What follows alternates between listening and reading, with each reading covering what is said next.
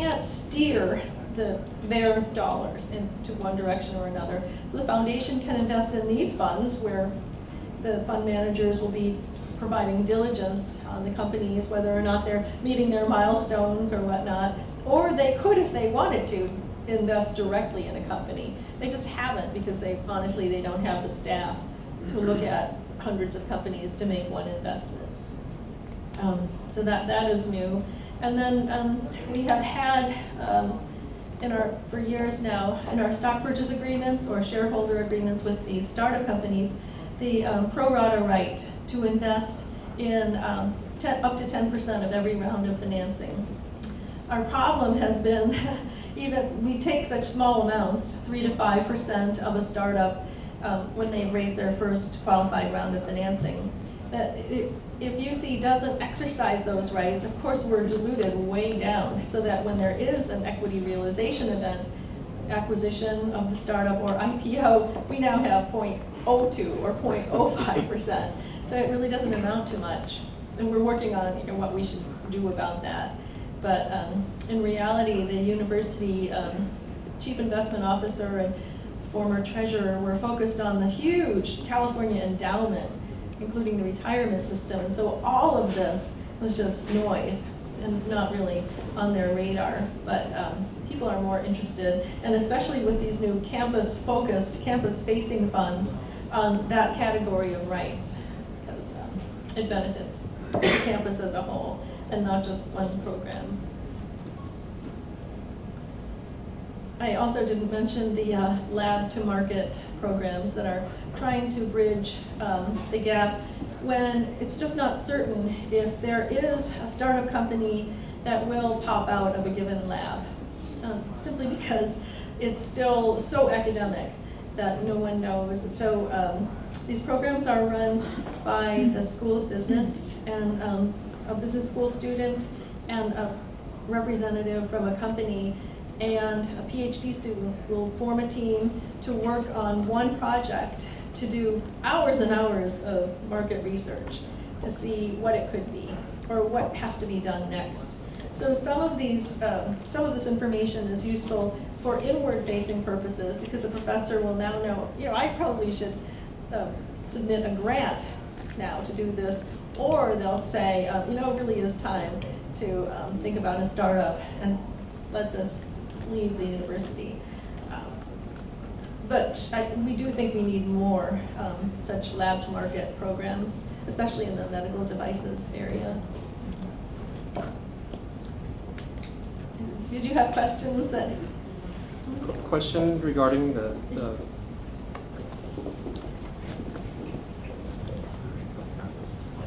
question regarding the fund that you were describing. It's really interesting. You're saying half the carry gets sort of donated back, so to speak. But given that professional fund managers are driven by their carry, right? Yeah. So half of it there just went that way. The remaining half, how does that get split? And is there enough to drive them to incentivize them? It'll go back to the program that they're supporting too. And absolutely, the limited partners will be paid off first. And so they're really they're sharing the GP portion. It's just simply that many former entrepreneurs want to give back in many ways, including this way. And they can at least start this way, even if they don't run every successive fund in this manner. They're forging a new path and doing something new, at least with the first fund. One very separate question I'm really curious to ask you. There's a pain point or a challenge that we experience here, and I'm pretty sure you experience over there and around the world. When dealing with a very deep tech team, especially research-driven, there's a challenge of helping them become more entrepreneurial and commercializable as a team, right? And I think various people have tried to crack this a couple of different ways. One is to turn researchers or technical people into entrepreneurs.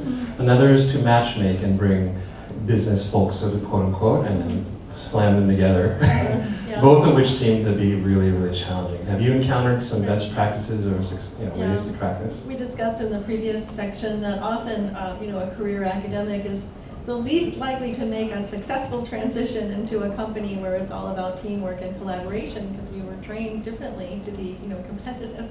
And it's just some personality types too. But the best people, the people who make the transition the best are the ones that listen to the earliest feedback, normally from angel investors who are giving smart money and babysitting their investments, meeting with those teams every week.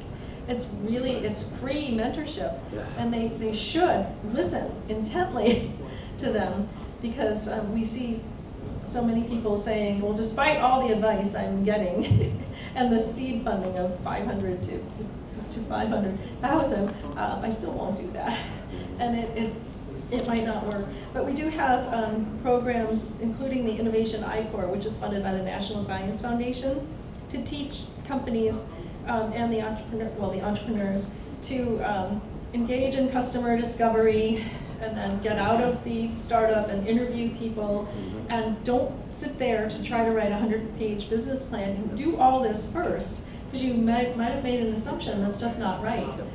This is not going to be an FDA approvable process, but you probably have a service business here or something like that. And so these programs, the entrepreneurship training programs, are there to teach these companies to pivot, just as our office has pivoted. They have to, and that's a sign of success when they realize they should change direction. One problem with us is that we pivoted through these business models to provide services to the campus, but we can't abandon the previous model. We have to keep all the previous models financed, and that's difficult.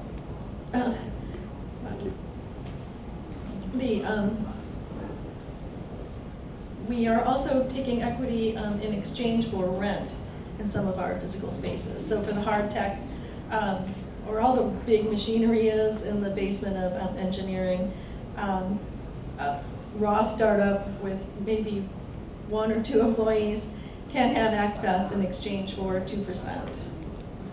And our office will also take 2 to 5% in a license. And by the way, our license is posted online at the IPIRA website.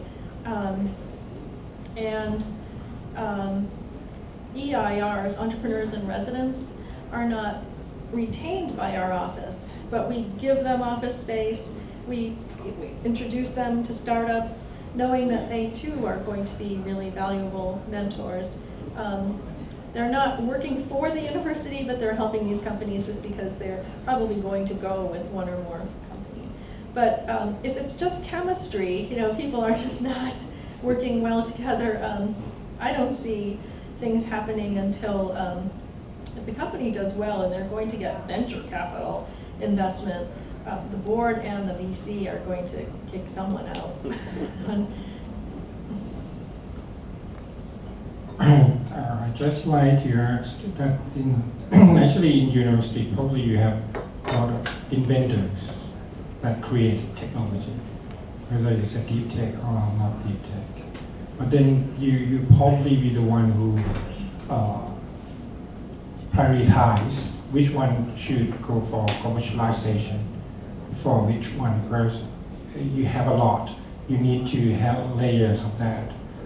Do you have any insight to tell us how you do that? Well, we haven't been able to have a crystal ball and figure out what will be successful, so we rely on companies if they're going to invest. But as I said, we invested in IP not knowing who would license it, to find many years later that they should have had a license because the technology did work. We know in general which fields are being invested in when they are startup companies, because for some reason many of the venture capital companies keep making the same types of investment as each other. There are very few that are contrarian. But when we're going to license to another company, a small, medium, or large company, we rarely can tell, even sometimes, what the product is. Is that getting to your question, or was it your question different? Well, probably that you're the one who are having a lot of inventions, and then you just let some people to market, fishing around from that. But then I have to ask you another question, separately. If you've been given a product technology to one of the VC or something like that. And actually the VC probably matching with some entrepreneurs who are running that. And then the project is failed. The technology is coming back to your university or still with the Well, whatever. of the CV, how going to resell the technology again to others product. Yeah, we rarely get anything that is fully developed as a product back. Even if we have to terminate a license because the licensee is not paying costs or something like that, generally it will not come back to us because we really do only want to be doing academically appropriate research. Even though it might be somewhat applied, it's still research appropriate for a student to do. An exception would be in the incubators and accelerators where some of our money might get mixed in a particular way. But those facilities are by and for startups, which are absolutely distinct from the university. It's interesting that we have been asked to find a team and put a team around a concept and then spin it out, because people are interested in spinning out in Northern California. And even then, when someone gives us a good idea, we feel like it should have been our technology that we put our resources into. But on the other hand, what's wrong with making an idea bank? You know, like someone said, find me some new wearable tech, or something else that's not Fitbit. We should keep it in mind, even though we're not going to make an investment in actually putting the team together because we're constrained in how much equity we can take in a company. But it's just good for us to put these things somewhere where we can find them, because we have global opportunities to contribute to someone else's product. We might have a little piece of something that we find elsewhere to put together in one ball of wax.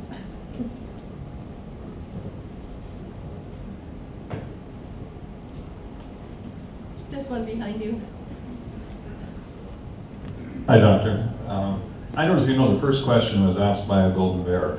Did he tell you that? Yes, he did. I'm a duck, very Go long bear. time ago. In fact, I'm a dinosaur in this industry. And Okay. a question would be, back in the early 70s when we were doing our startups and all those kind of things in our garages. You know, we'd go to school, we'd learn something a little, and we'd come out and we'd do our own thing, right? We would have never thought to affiliate with our university or any university, right? And you know, I guess my question is, what's the leakage from your school? Those that are in school, they come out, they have the idea, maybe they developed it in the school or whatever. They come out and they get it with a few friends and they start their idea and the first three fail and then they hit the big one or whatever it is. How many of those don't you see and get the revenues from? Most of the ones that we see are have absolutely used federal grants and gifts and other forms of funding and laboratories and specialized equipment. You know, most software just goes out. I mean, I would say we're the front door. I don't know how many go out the back door, but we don't chase after someone to say, you know, you should have come through me only. And many projects have students who have no legal obligation to us because they're paying us tuition. Graduate students are different because they're getting paid as a teaching fellow, so they're an employee. But even then, you know, in the whole area of copyright, we are not making you see the owner of most code. And even if those other software rights aren't going out through a Berkeley software distribution license or the MIT license or otherwise freely, we're still not managing most of it. Now, there is a movement afoot across the US to just give such a fast license to software that for someone who might have a guilty conscience or might worry that we would run after them, they could just sign that and be done with it, because they might simply be worrying that when it comes time to get significant funding, people will ask, you know, was UC supposed to have title to this? And so we will work on that because it'll just be another tool. But in the end, if things get out, they're still getting out. We also can't force someone to patent something if they don't want to participate in the process. I mean, I know at the Lawrence Berkeley National Lab, I said we have 600 joint appointees between the campus and the lab. They vet publications before they actually are printed to see if there are inventions in there. And they can, though they rarely do, tell someone, do you know you have an invention you need to disclose to me? But how are you going to make someone participate in such an arduous process if they don't want to? Even though they have the right to do that.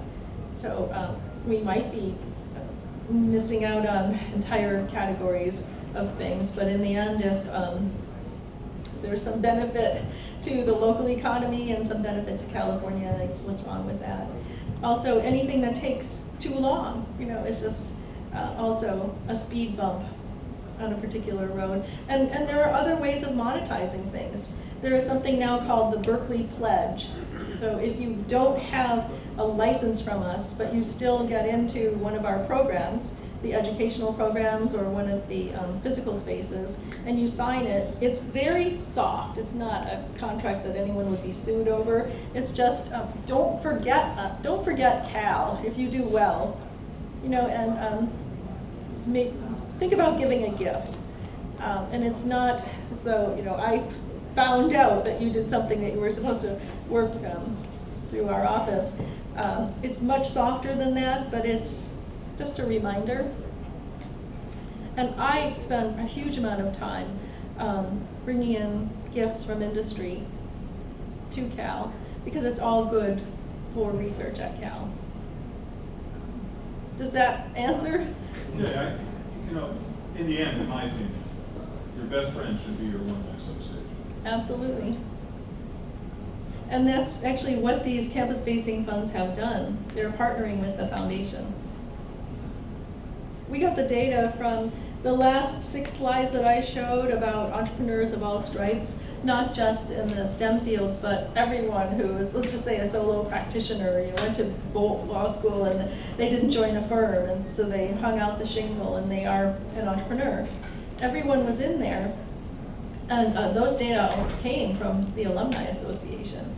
And it was only those people who responded to a poll, so it's probably 10% of all the alumni that started companies.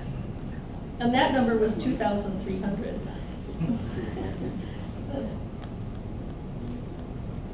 Hello, Doctor. Thank you for sharing your insights. They're very helpful. Could we touch upon your triple helix you mentioned? Oh, yeah. Shed a little more insight into how the coordination between university, government, and corporation is working. What are the checkpoints? And who takes the lead? Yeah. How do you decide on agenda and priorities? That started when it was clear that people were having trouble getting federal grants, and it's been more than a decade since the pay lines, at least for NIH, were going lower and lower. At one point, 8% of applicants were getting grants.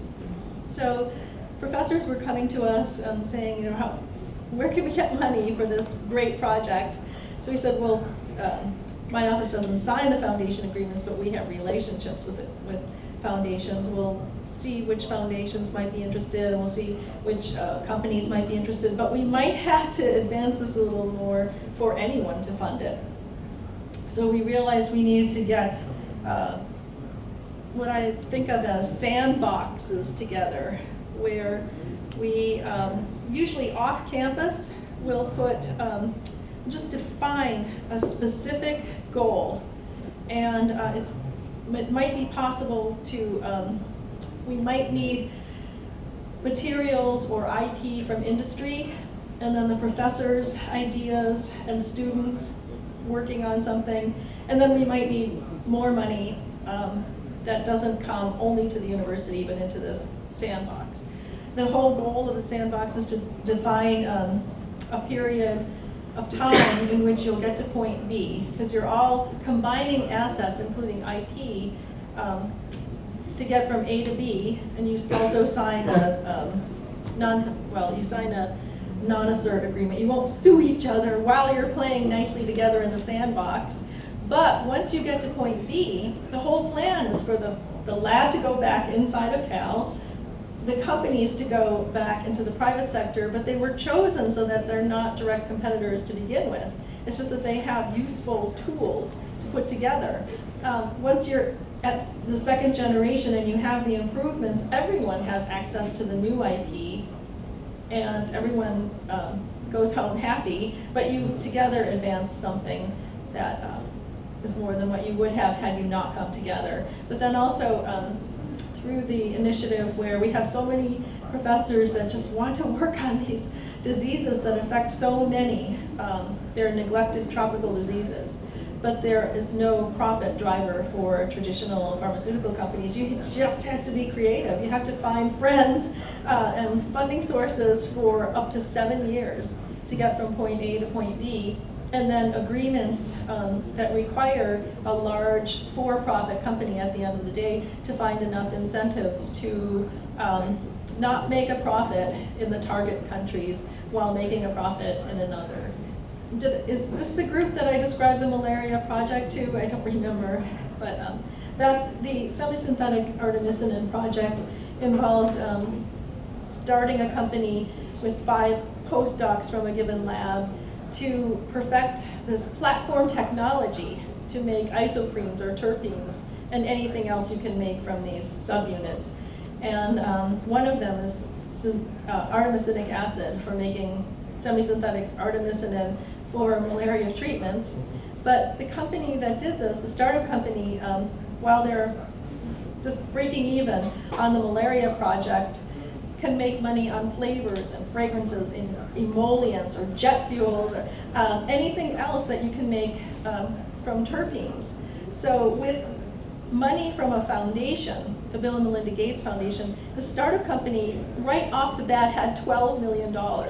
And our lab had $8 million. The whole point was to prove the technology, platform technology for one indication, malaria, but then let the for-profit startup just run and explore all of these other for-profit models. And what biotechnology company doesn't lose money in the first 3 years anyway? There's no skin off their back to commit to not make a profit on the malaria project because they had to do the R&D anyway. So they were doing the R&D to find out how to engineer the yeast to make a particular product through traditional fermentation in biotechnology. The government, industry, university, foundation, quadruple helices have been necessary for anything that's just so hard to get out because there aren't traditional profit drivers for the private sector. And they're simply necessary because people need money for research wherever they can get it. And we have to prove that we're a good partner by showing that we can do agreements creatively or put together deals that don't just benefit us and then still help the world. So that inventor, Jay Kiesling, said, what's wrong with doing something if it's just great if you can do science as usual, but then you get to save millions of lives. That project actually ended up with a low-cost malaria treatment that stabilizes the world supply of artemisinic acid and lessens the dependency on the botanical source, which is grown in China and Africa. And that source has been unstable traditionally.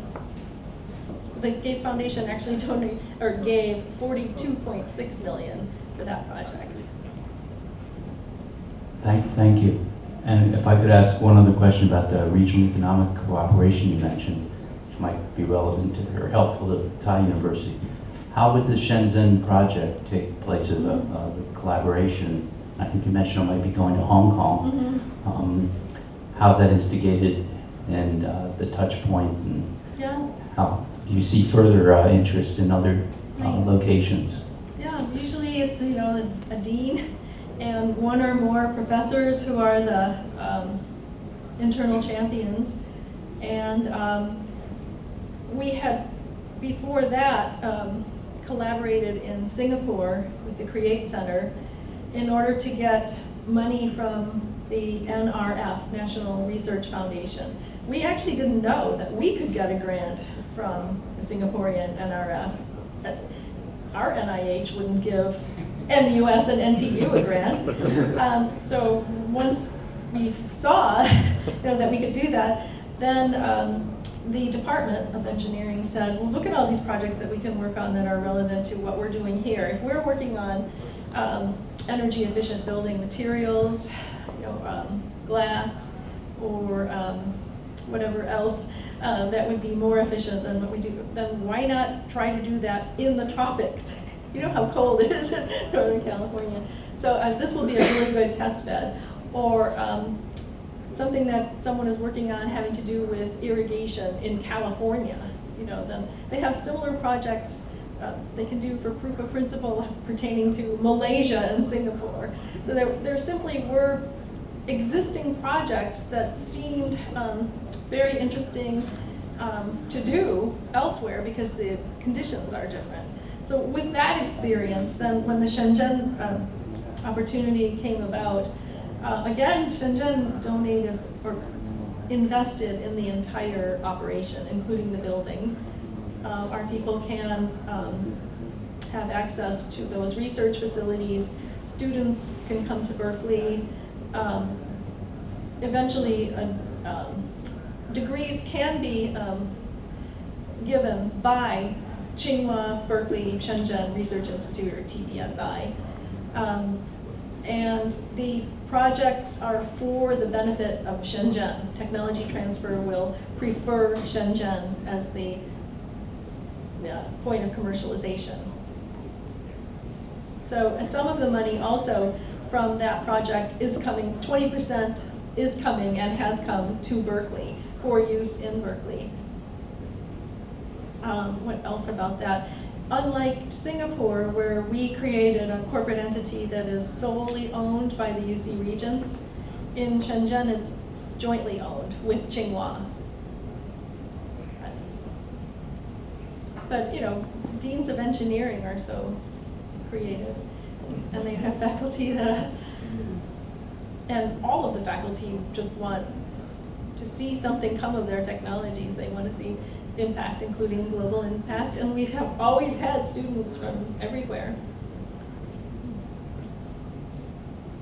You mentioned that Berkeley is interested take equity when the startups take the invention of the technology, right? How does the university think about? Sorry. Okay. You mentioned earlier that the university likes to take equity when licensing the invention to startups. How do you think about how much equity you want to take, and how you deal with that in subsequent rounds? Yeah, we take equity in startups because they're cash poor. They really can't afford to pay high fees, nor should they, and they're willing to give equity. So it would rarely be more than 5% of their first qualified round of financing. And how do you see that in subsequent rounds? Or we generally get a co-investment right or pro rata right. We always try for 10% participation in every round of financing. And some companies view it as, well, what's wrong if I can list, the University of California Regents as a potential investor in my company? Others have so much investment, and we're almost the last to know about that deal, that we can't get those rights, so we will never kill a deal because we can't get pro rata co-investment rights. It's just a way for us to participate in the upside if the company does well. And I don't know if you know, but the University of California as a public institution sells formulaically. So if there's an IPO or acquisition, generally under Rule 144 of the Securities and Exchange Commission, we can sell 6 months after that event. We will nevertheless sell only 50% then, 25% 6 months later, and the final 20% after that. And the whole reason is that we do have inside information. The 10 campuses, especially the licensing offices, are visiting these companies and then with these campus-facing funds to see how the CEO is doing or if they've met this or that milestone, it crosses the line to being something that the general public doesn't know. So to avoid the allegation that we sold on a given day because we knew something, if they just follow this formulaic selling, UC can never be accused of inside information, improper trading. On the other hand, could we do better? Could we get more if it were actively managed? Probably. I don't know any public universities that do that. Sorry, private universities. I mentioned, I don't think I mentioned in this group that because we're taking equity in lieu of rent in some of the incubators or accelerators, and sometimes it's 2%, and then my office will want 2 to 5% in a license, it adds up, and we don't want it to be a disincentive to the startup. So we really need to do something centrally to pool it so that the last unit that takes equity isn't penalized.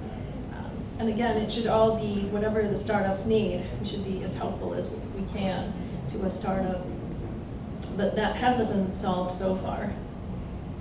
Also, I don't know if you know, also UC has a policy that we can't own more than 10% of a company, and that's system-wide. So if UCLA is doing a deal with that same startup because they also need IP there, the chief investment officer has to keep an eye on that. But we would rarely get so much equity that we end up with more than 10% of a startup after investment.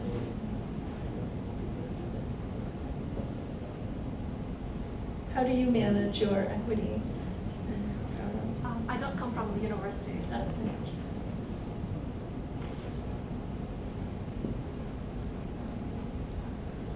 How do the universities organize your angel investors?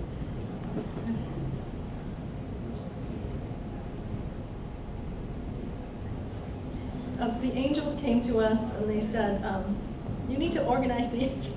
I said, what do you mean? And they said, well, we can't be sitting at one of your events and then the first medical device doesn't come up until 2 p.m., especially since I have to drive here and it takes an hour and a half.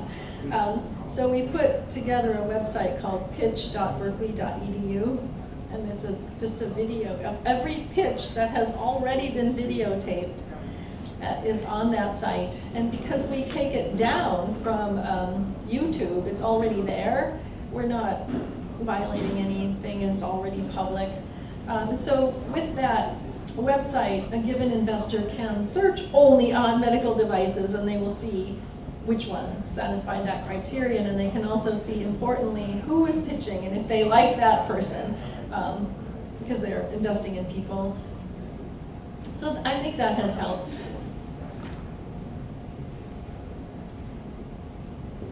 We've simply noticed that traditional venture capital is going later and later in investment, especially in biotech. So the angels are just so valuable, not just with the funding, but the mentorship, their participation in so many of the programs, and they just do it because they love it.